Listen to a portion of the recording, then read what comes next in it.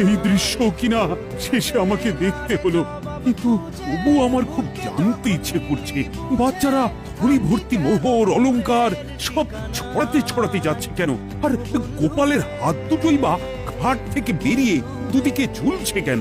মহারাজ, আর একটা ব্যাপার কি আপনি লক্ষ্য করেছেন? কি বলো তো? গোপালের দেহ কারা কাঁধে করে নিয়ে যাচ্ছে? হ্যাঁ হ্যাঁ, ওই তো মন্ত্রী, সেনাপতি, জ্যোতিষী আর পণ্ডিত। আসলে গোপালের এই শেষ যাত্রা আমাদের কিছু শিক্ষা দিয়ে যাচ্ছে মহারাজ। এই যে দেখুন, যারা গোপালকে সহ্য করতে পারত না, এখন তাদেরই কাঁধে গোপাল যাচ্ছে। তার মানে শেষ পর্যন্ত কেউই কারোর